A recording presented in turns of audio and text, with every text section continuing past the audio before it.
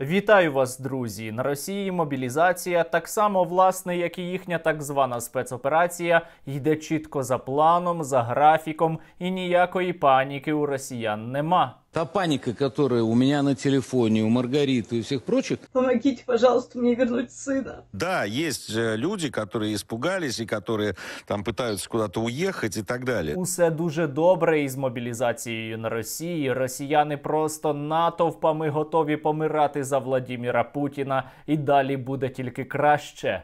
И мы столкнемся с такими ситуациями, которые и представить себе было невозможно. Оскільки регулярна російська армія чомусь раптово закінчилася, росіяни зараз набирають армію резервну і готують також і військову техніку, щоб цю армію забезпечити. Правда, це чомусь техніка часів Другої світової війни. Чимало росіян вже встигли втекти за кордон, але навіть і там, зокрема у Грузії, їх тролять і кажуть «Слава Україні!», а росіяни вчаться правильно відповідати. Привет дезертирам!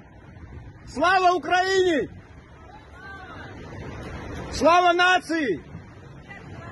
Правда, як показує практика, найкраще росіяни правильно відповідають на українські гасла саме тоді, коли потрапляють у полон. І очевидно, що зараз у зв'язку із цією мобілізацією полонених буде більш ніж достатньо. Ви, друзі, обов'язково підпишіться на мій канал, натисніть лайк до цього відео та залиште під ним будь-який свій коментар. І сьогодні ми з вами будемо говорити знову про ту саму мобілізацію на Росії, яка набирає інколи доволі неочікуваних обертів. Звісно ж, топ-темою сьогодні є розстріл воєнкома у Іркутській області. Чоловік прийшов до військкомату та зробив у воєнкома кілька пострілів. Як сам він пояснює, це усе було зроблено, тому що він дуже був засмучений, коли його другу прийшла повістка. Вау. При цьому російські пропагандисти мовчать. На своєму телебаченні вони жодного слова не сказали про цю доволі серйозну подію. Вони навпаки кажуть, що у російських військкоматах усе просто чудово. В том числе и вот это мы видим, да, по военкоматам в разных абсолютно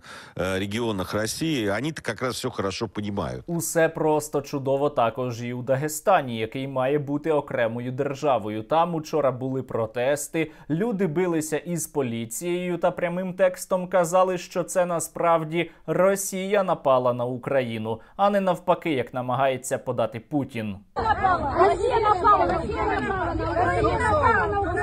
В Дагестане разворачиваются крайне нехорошие и очень тревожные события. На думку окремих пропагандистів, дагестанці протестують не тому, що не хочуть померти на чужій війні за чужі інтереси, а тому, що вони, виявляється, страшенні русофоби. Та же проблема русофобии в Дагестане, она появилась не сегодня, не вчера и даже не год назад. Взагалі, як показала практика, росіяни люблять війну, вони підтримують війну, якщо вони цю війну бачать у телевізорі. А якщо їм доводиться їхати на цю саму війну та помирати, то вони тут якось вже не сильно її підтримують, починають тікати з Росії, а російські пропагандисти кажуть, що так робити не можна, тому що тоді цим росіянам буде соромно. Вот он, как твой друг, дядя Валера, я вот танкист, я вот то, и отцу будет стыдно, что его сын играет войну, а он не был причастен к этим победам. У майбутньому росіянам, які втекли від мобілізації, має бути соромно, але от тим, хто від мобілізації не втік, не відкосив,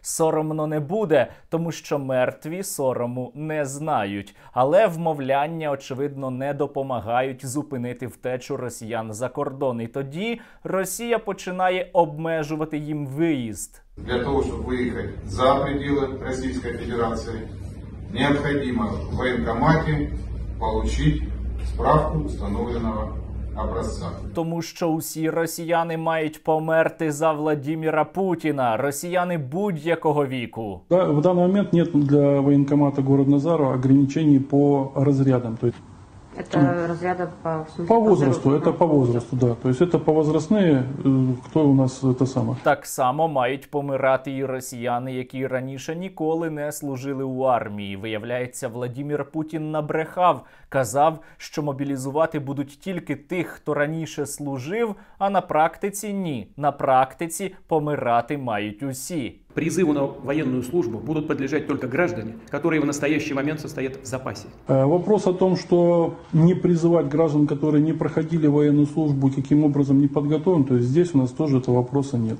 Навіть вже російські пропагандисти прямим текстом на федеральних каналах скаржаться, що гребуть абсолютно усіх підряд, але не беруть тих, хто хоче. У меня много таких знакомых.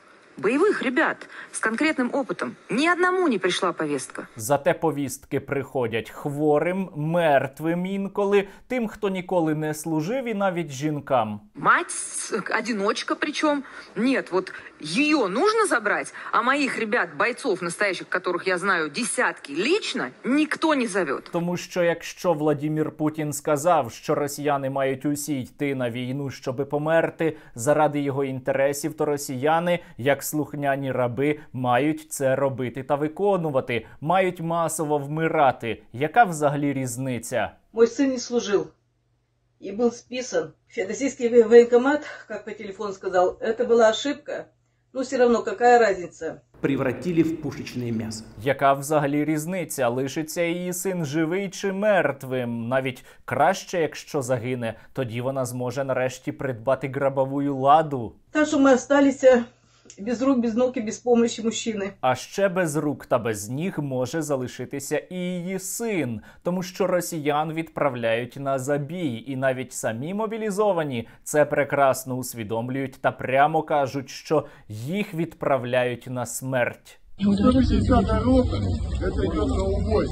Есть цепуны, вставайте, есть нормальные мужики, идем со мной. У тому, що росіяни чудово усвідомлюють, що їх відправляють на вірну смерть, немає абсолютно жодних сумнівів, тому що є ось іще одна дуже показова і чудова історія. Дівчина попросила хлопця одружитися якомога швидше на ній, щоби потім отримати компенсацію за його смерть. Да, она просит меня расписаться с ней, чтобы в случае чего, чтобы она получила выплаты социальные. А смертей серед мобілізованих росіян буде дуже багато, тому що їх відправляють у бій, відправляють на фронт без будь-якої підготовки. І один російський пропагандист обережно, але про це сказав. Сейчас идет частичная мобилизация, а войска уже заходят.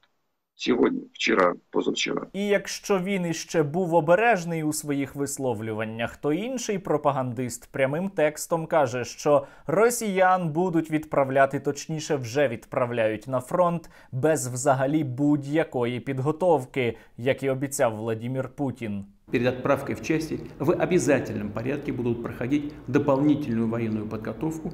Конечно же, ни подготовки, ни слаживания не будет.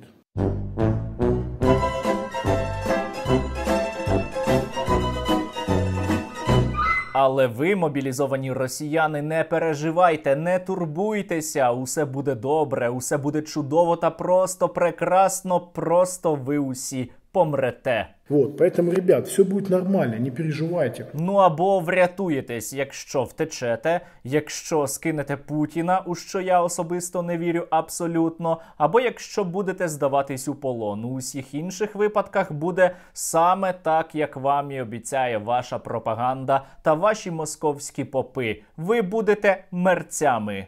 И если в исполнении этого долга человек погибает, то он, несомненно, совершает деяние, равносильное жертве. Русский человек всегда готов умереть, когда Родина скажет «надо». Цілком очевидно, що мобілізація на Росії відбувається дійсно так само за планом, як і їхня так звана спецоперація, що вона викликає більше невдоволення, аніж позитиву, що росіянам дуже не хочеться йти та просто помирати, але їх ніхто про це не питає. На фоне вот этой частичной мобилизации, которая, в общем, вызвала в обществе, в российском, такие серьезные дискуссии по этому поводу. І так само їх ні про що не будуть питати наші снаряди та кулі, які будуть перетворювати усю цю біомасу, усіх цих покидьків на дуже хороших росіян. Проте і ми із вами, друзі, маємо усвідомлювати, що легко не буде, що буде складно, що війна іще триватиме, але ми обов'язково переможемо. Для цього ми усі сьогодні маємо бути об'єднаними як ніколи. Маємо працювати на нашу армію та допомагати Збройним силам України, які, я переконаний, приведуть нас усіх вже до стратегічної поразки Росії.